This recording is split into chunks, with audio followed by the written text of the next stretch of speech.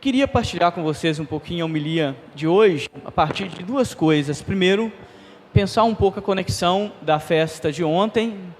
Claro, né, a gente chama de festa porque ontem não foi o dia dos mortos, né? Só falar o dia dos mortos. Não, ontem nós celebramos o dia de finados, que é na verdade a esperança da ressurreição. A igreja não celebra o dia dos mortos.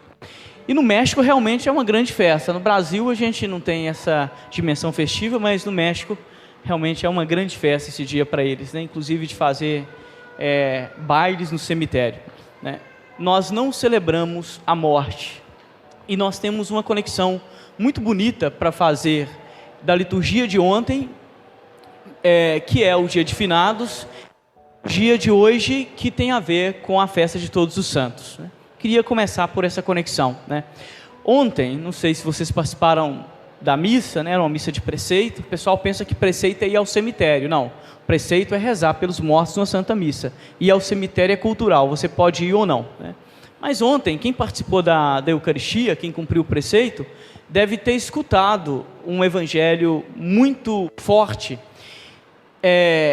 que falava do julgamento, falava de alguma forma da santidade, falava de alguma forma daqueles que são eleitos, e da herança da vida eterna. Os santos são aqueles que herdaram a vida eterna.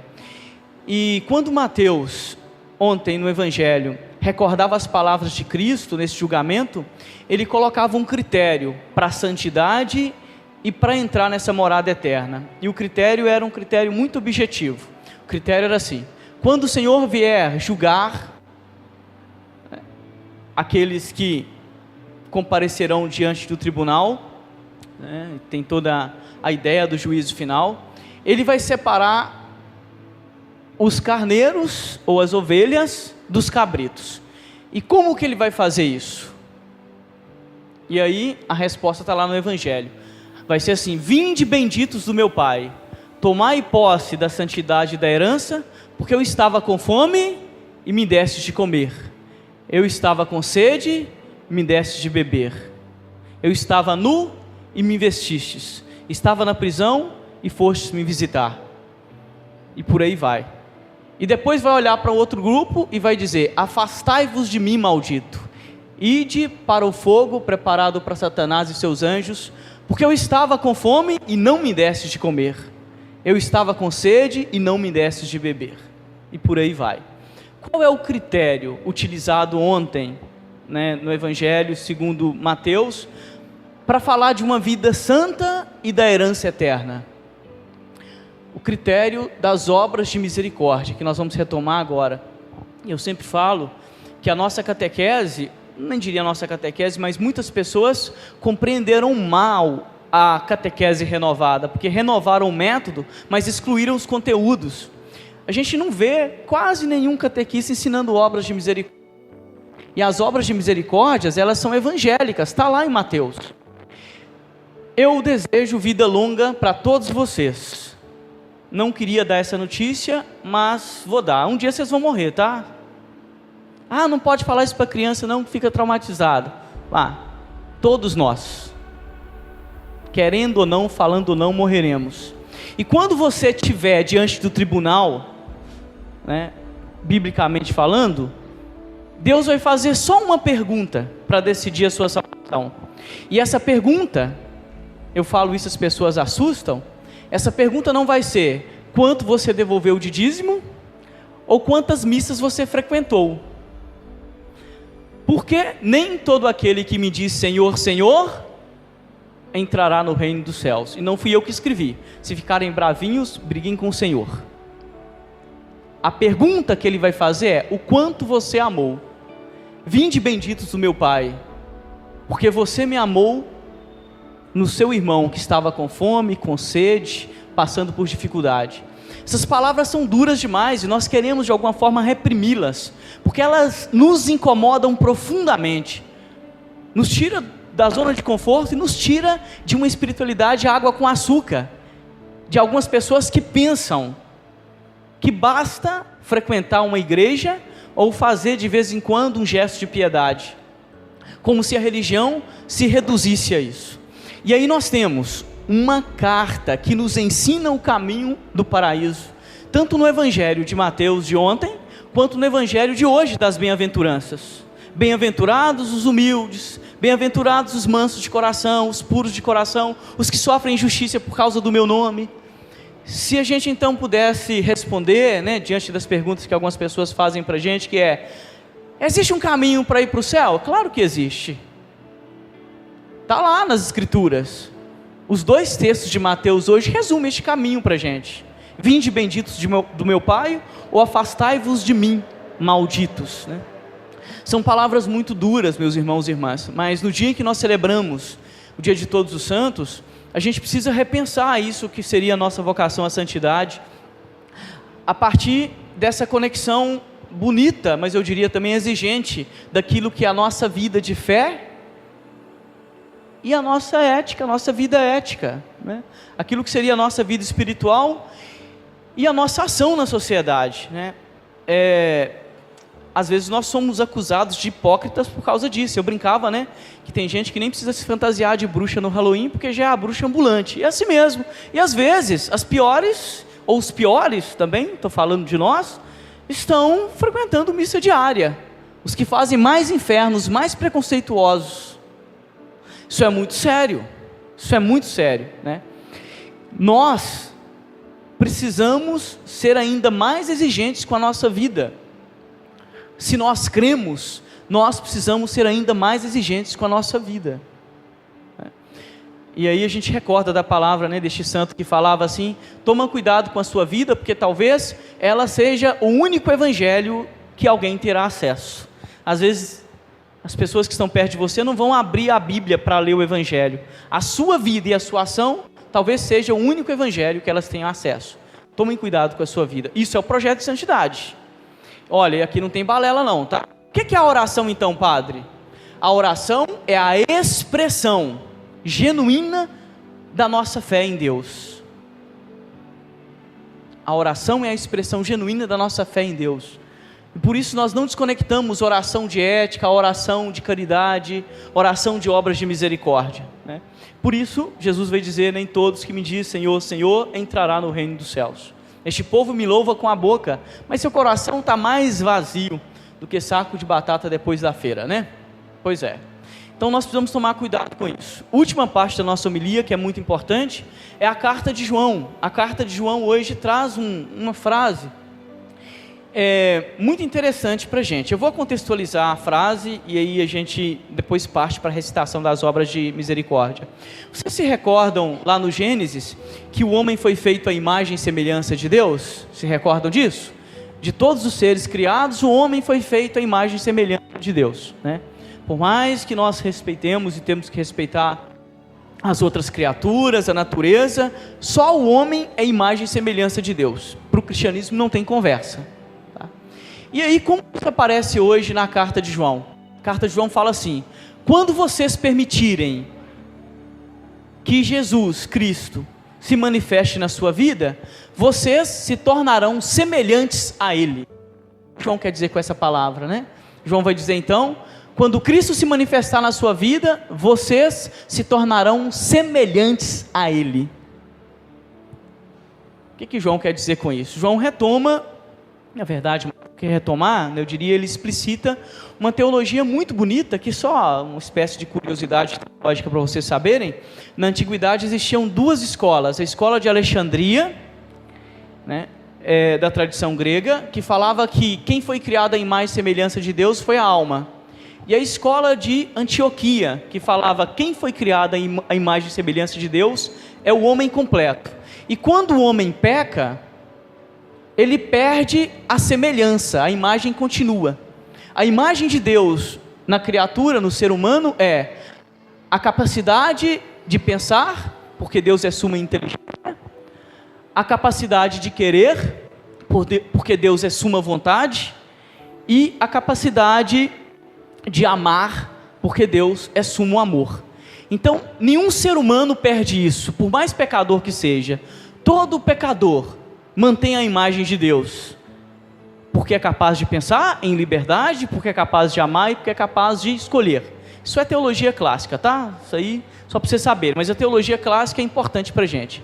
Mas quando nós pecamos, nós perdemos a imagem, nós perdemos a semelhança, O que o pecado faz conosco é tirar a nossa semelhança, e o que Jesus vem restituir é a nossa semelhança com Ele. E por isso João fala, quando Ele se manifestar, vocês serão semelhantes. Mas olha que coisa fantástica, de verdade, o pecado não tira a nossa semelhança de ser humano? Quanto mais nós pecamos, menos humanos nós somos, ou não é assim que acontece? O pecado, o que faz conosco, é nos transformar em animais. O pecado é irracional, ele é maldito, ele tira do ser humano a capacidade de ser humano, por isso ele tira de nós a semelhança. Isaías capítulo 51, servo sofredor, né? Jesus, quando se encarna, pela sua morte de cruz, pela sua desconfiguração corporal, porque foi dilacerado pelos nossos pecados, né? Não tinha semelhança de ser humano, diz o texto, ele recupera em Deus a nossa semelhança. Por isso, que o projeto de santidade, termino com isso, é um projeto de configuração a Cristo. Vou repetir, o projeto de santidade é um projeto de configuração a Cristo.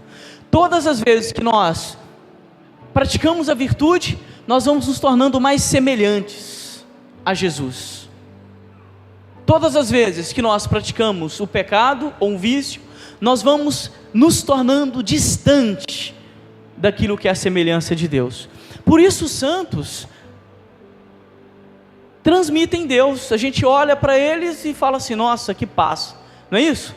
Já estiveram perto de pessoas que transmitem paz? Já estiveram perto de pessoas que transmitem guerra? Também já, não é isso? É assim mesmo. Quanto mais nós abraçamos a virtude, mais semelhantes a Cristo. Quanto mais praticamos o pecado, mais nós perdemos a nossa humanidade. Então o nosso convite é que vocês possam abraçar a santidade como um projeto. A santidade na sua vida é um projeto de vida? É uma pergunta que vale a pena fazer. Porque olha, nós temos projetos intelectuais, né? As pessoas hoje fizeram um Enem. Tem gente com projeto aí, projeto acadêmico. Vamos ver qual faculdade que eu vou escolher. É um projeto. Projeto profissional, não, quando eu chegar aqui vou fazer uma pós-graduação, quero entrar na empresa tal, fazer o concurso público, sei lá, né? Nós temos projeto familiar, essa é a pessoa que eu escolhi para casar, quero ter tantos filhos, mas a maioria de nós nunca pensamos num projeto espiritual, como se a espiritualidade caísse assim, ó. Não, a espiritualidade depende do seu esforço, depende do seu querer. Você está conectado com Deus? Você pratica as virtudes? As obras de misericórdia, vocês já deram uma revisada? São 7 espirituais e 7 corporais, né? Vamos revisar agora. Então, esse é o nosso convite. Nós vamos terminar então a nossa homilia com isso. E vamos ficar em pé. E eu vou falar para vocês uma coisa que me ajuda muito. Se ajudar vocês, bem. Se não ajudar, vocês descartam. Eu tenho alguns textos que ficam lá quase na cabeceira da minha cama. E um deles são as obras de misericórdia, que são 14, né? 7 corporais e 7 espirituais. Vocês podem traduzir de outra forma, mas eu prefiro trazer ao pé da letra, para a gente não perder o nosso texto aqui. E aí, às vezes de manhã, eu dou uma olhadinha nas 14, né? E à noite eu dou uma revisada, para ver aquilo que eu vivi e aquilo que eu não vivi. Simples, mas tem me ajudado muito. E nós vamos repassar essas 14 obras de misericórdia bem rapidinho, vai ser assim. Nós vamos repetir a obra de misericórdia, 3 segundos, 4 segundos no máximo, para você introjetar e pensar, isso aqui tá bom, ou isso aqui, porque não precisa pensar muito, é intuitivo. A gente fala e você já sente se isso está sendo cumprido ou não na sua vida, tá bom? Em alguma delas eu faço algum esclarecimento de 10, 15 segundos, em 2 ou 3, e aí nós vamos fazer isso como uma espécie de rememoração do nosso caminho para a santidade. E essas obras, elas são bíblicas, né? Não é simplesmente uma doutrina inventada de qualquer forma. Então vamos repetir comigo essas obras de misericórdia. Vamos começar pelas obras de misericórdia corporais. Repitam comigo: dar de comer a quem tem fome, dar de beber a quem tem sede, dar pousada aos peregrinos. Um comentário, né, sobre essa aqui. É óbvio que nem sempre a gente consegue acolher as pessoas, abrir as nossas portas para pessoas estranhas, né? Porque a gente tem medo da violência. Mas da pousada aos peregrinos, já pensaram que pode ser interpretado de outra forma? Por exemplo, você para escutar as pessoas que peregrinam pela sua vida. Eu penso muito isso. Às vezes o padre pode atender 50 confissões e não escutar nenhuma pessoa. Quais são seus pecados, meu filho? Você ajoelha contra os pecados, vá em paz. Essa é a sua penitência. Às vezes nós conversamos com pessoas e não acolhemos. Dar pousada ao peregrino significa a capacidade de acolher as pessoas de forma verdadeira na nossa vida. As pessoas que passam pela nossa vida, né? O tempo que elas estão, a gente acolhe verdadeiramente? Somos verdadeiros com elas? Ou o nosso coração está fechado? Outra obra, vestir os nus, visitar os enfermos, visitar os presos, enterrar os mortos. Essas são as 7 obras de misericórdia, que nós chamamos de misericórdia corporais. Vamos lá para as 7 obras de misericórdia espirituais e vocês façam a revisão. Das mais difíceis, a primeira delas é ensinar os ignorantes. É difícil porque normalmente os ignorantes até ignoram que não sabem, né? Então ensinar ignorante é complicado, tem que ter humildade para ensinar, e nem sempre nós conseguimos, né, praticar essa obra de misericórdia, porque também nos falta humildade para ensinar, né? Não é ensinar com arrogância, e às vezes falta humildade do outro em receber, né? Se você já pensa que sabe tudo, né, se você não está mais aberto a nenhuma palavra, eu diria que hoje nós perdemos a capacidade de diálogo, né? A gente não dialoga mais. Você tem a sua tese, eu tenho a minha, 2 teses se confrontam e não tem mais síntese, porque não tem diálogo. Segunda obra, dar bom conselho. Tão difícil que inventaram que se conselho fosse bom, a gente... Pois é uma obra de misericórdia, não vendam, porque está pedindo para dar bom conselho. Terceira, corrigir os que erram. Quarto, perdoar as injúrias.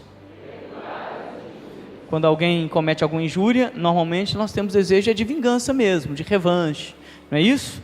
E neste mundo onde um piscar de olhos pode dar processo, com todo respeito aos nossos juristas, perdoar as injúrias é cada vez mais difícil, porque a gente tem possibilidade de ganhar um dinheirinho, não é isso, com as injúrias, mas é uma obra de misericórdia. Quinto, consolar os tristes.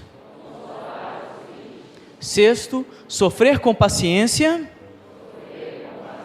as fraquezas do nosso próximo. Sétimo, rezar a Deus por vivos e defuntos. Quem veio à missa ontem cumpriu essa obra de misericórdia. Se vocês quiserem, dê um Google lá, imprimam ou salvem lá num PDF, né? E façam a revisão. É uma coisa simples, mas que eu tenho certeza que se vocês começarem a fazer, vai ajudar muito a vocês crescerem no caminho espiritual. Louvado seja o nosso Senhor Jesus Cristo.